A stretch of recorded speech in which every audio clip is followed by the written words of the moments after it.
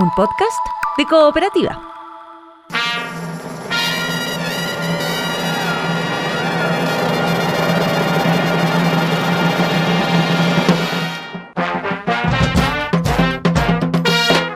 Hola, esto es Salud por la Historia, un podcast que reúne las conversaciones que hemos tenido durante ya varios años con el dramaturgo Andrés Kalawski.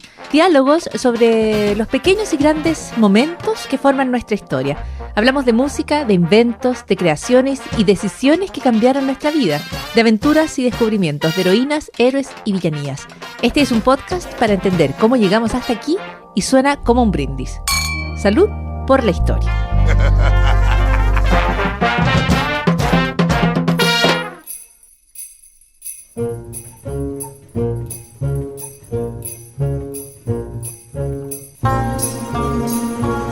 Tenemos una nueva temporada de Salud por la Historia que está dedicada solo a cosas que salen mal. Porque a veces las cosas salen mal, pero a veces uno aprende de las cosas que salen mal, a veces uno no aprende nada, solo ocurren, lamentablemente. Y Andrés Kalawski tiene estas historias y las comentamos en una nueva conversación. ¿Cómo estás, Andrés? ¿Cómo han salido las cosas últimamente? Las cosas siempre salen de todas las maneras posibles, pero yo me fijo en las que salen mal. Muy bien. Por lo menos para efectos de, espero, solo esta temporada y no en tu vida habitual. No, también en mi vida habitual, pero ya soy así. Ok. Andrés Kalawski, hay algo que me parece siempre muy interesante, siempre muy sonoro. ¿Has visto que de vez en cuando las personas empiezan a referirse a las cosas por números? Los números como nos fascinan, sí, ¿no? Es como el 10-4 Paula Molina. ¿Y el 6-7? No sé.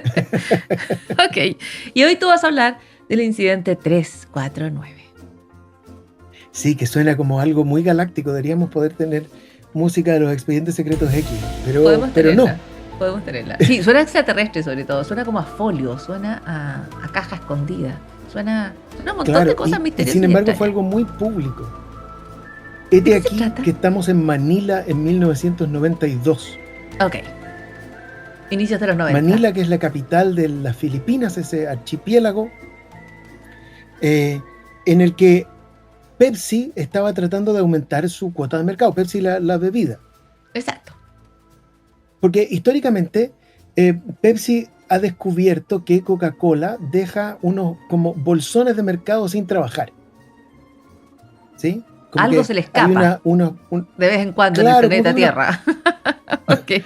Hay unas partes como que a Coca-Cola no le interesan y ahí parte Pepsi a disputar.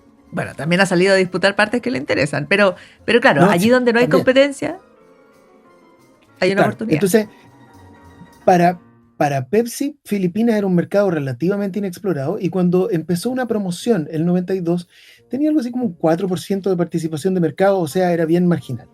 Ok. Y entonces inventaron una cosa que se llamaba Number Fever, ¿sí? La fiebre de los números. Entonces la idea es que uno levantaba la tapita de la Pepsi que se tomaba, porque era con las tapas, no con las latas, y en la tapa había impreso un número desde el 001 al 999, y todos los días se sorteaba un número, y si salía tu número, podías ganar 1 millón de pesos filipinos.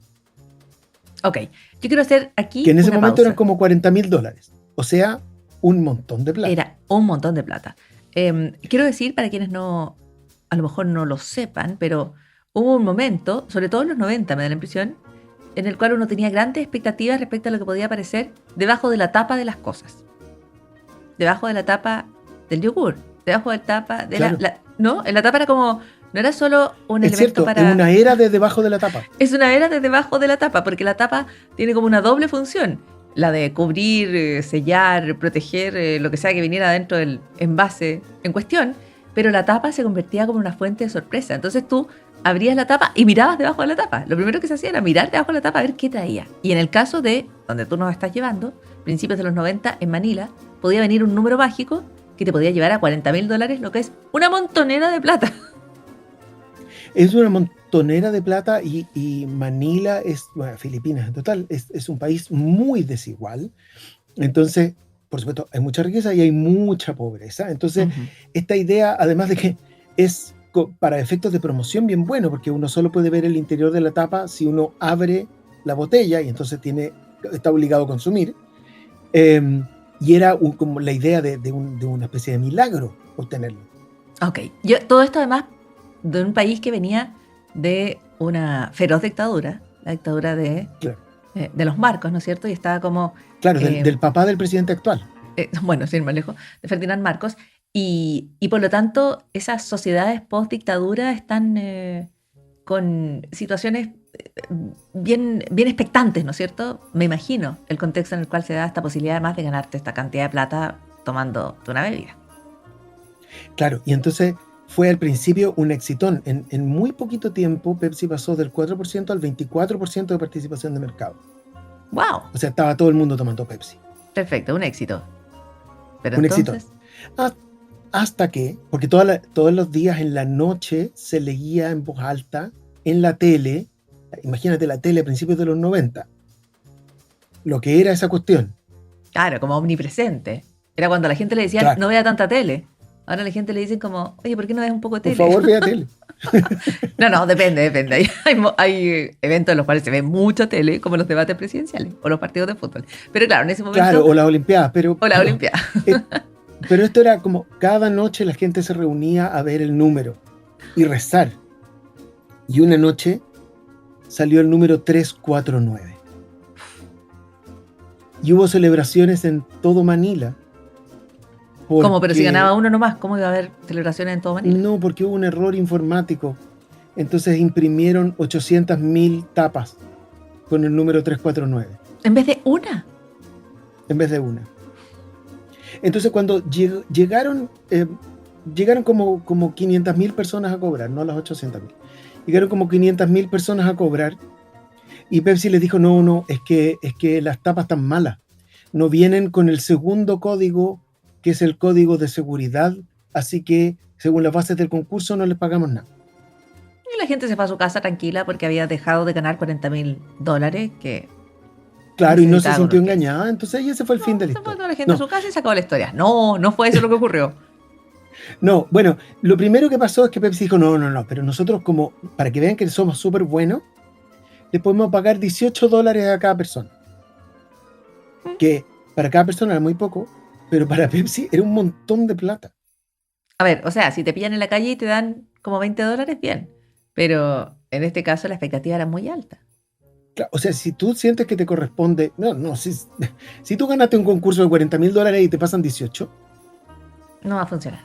Y no funcionó. Entonces lo que pasó fue que empezaron a haber protestas. Un montón de gente aceptó los $18. Uh-huh. O sea, pero otro grupo de gente muy grande empezó a protestar. Y las protestas fueron mayoritariamente pacíficas, pero hubo distintos incidentes en los que atacaron camiones repartidores de Pepsi. De distintas maneras. Incluyendo que a un camión de Pepsi le lanzaron una granada. Ya, o sea, estos son desórdenes súper intensos. Claro, manifestaciones así como los perros que suenan de fondo. Manifestaciones brutales. Y en ese contexto murieron una mujer y su hijo. El gobierno envió a la policía que reprimió muy violentamente las manifestaciones. Y entonces todo fue un espanto, la verdad.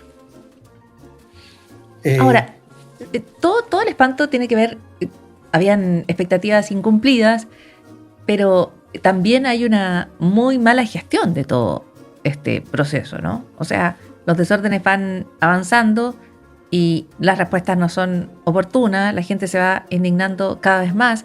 Había un contexto emocional, yo creo, además muy profundo, ¿no es cierto? La idea de que tú vas a lograr conseguir un premio, los premios cambian la vida, esa es como la impresión que uno tiene, uno como que invierte mucho emocionalmente en los premios. Estoy pensando en la gente que apuesta en línea hoy día, no sé, hay como mucho de ti comprometido en eso, para mal. Claro, uno podría decir que la primera causa, antes que Pepsi, está en los niveles de pobreza en los que la gente puede depositar su esperanza solo en esta especie de milagro. Y luego Pepsi siendo tan irresponsable, y luego el gobierno manejando tan mal las protestas. Ahora, digamos, no es el único gobierno que ha manejado mal las protestas y escalan. Claro, pero este Sí. es un caso como clásico porque el origen de la protesta es muy extraño. Es una campaña de Claro, marketing y que sale mal por un error técnico que no saben, no logran reparar. claro, pero lo que a mí me parece más terrible es que después hubo, porque Pepsi se las llevó bastante peladas, porque después hubo un grupo de gente a la que le pasaron un poco más de plata y otro grupo de gente que demandó a Pepsi. Ya, Y esto llegó hasta la Corte Suprema en Filipinas y Filipinas dijo que Pepsi no le debía nada a nadie. y en eso quedó. Por lo tanto, la Y en estrategia eso quedó. comercial que apuntaba a aumentar las ventas de la bebida termina generando una crisis. Una crisis Termina con gente social. muerta. Y termina con gente muerta, claro que sí. Entonces, pésimo el incidente. Sí, po. Oye, Espantoso. Y hasta hoy día todavía, es cosa de gente más vieja, pero todavía en Luzón, en Manila, la gente dice como te hicieron una Pepsi. se ocupó, quedó como, bueno, obviamente quedó en el imaginario popular, imagina. Y la Pepsi es que te prometan algo que luego no cumplen.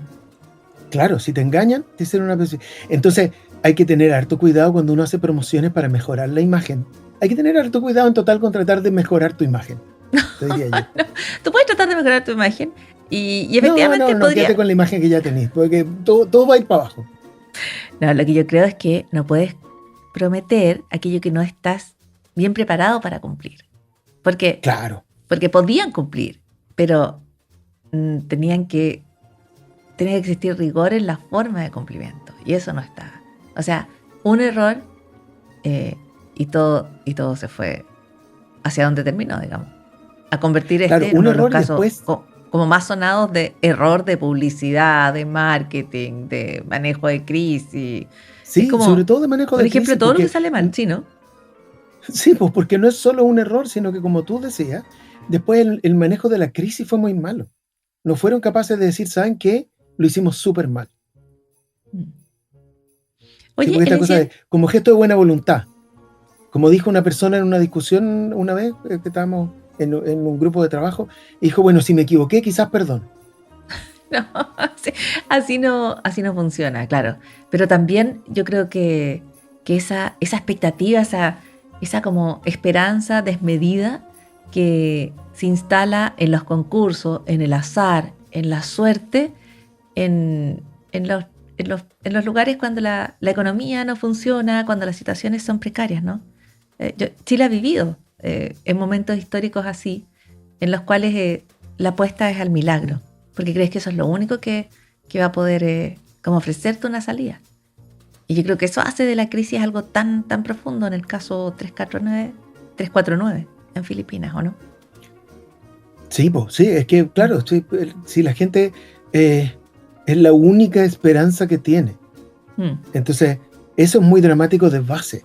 Por eso digo, como el primer problema es la desigualdad que había en ese momento que permite que esta promoción sea tan increíblemente exitosa porque la gente le pone no solo una entretención, la gente pone su corazón ahí, su fe ahí, su religión ahí. Claro, exactamente. Y estoy pensando que de alguna manera hemos cambiado los concursos por las apuestas, ¿no?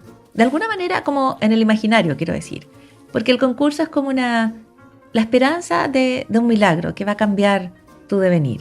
La apuesta es la idea de que tú estás actuando para cambiar ese devenir. Claro, uno pero tiene sí un poco de agencia en que uno en tiene la como apuesta. algo que hacer, pero en definitiva, en realidad, es el puro azar, en el mejor de los casos. Pero siempre Claro, es si está bien azar. hecho el puro azar. Si Si está no, bien no hecho, engaña. si está bien hecho el azar, si no, hay otros intereses en juego, pero siempre es confiar tu destino en el azar.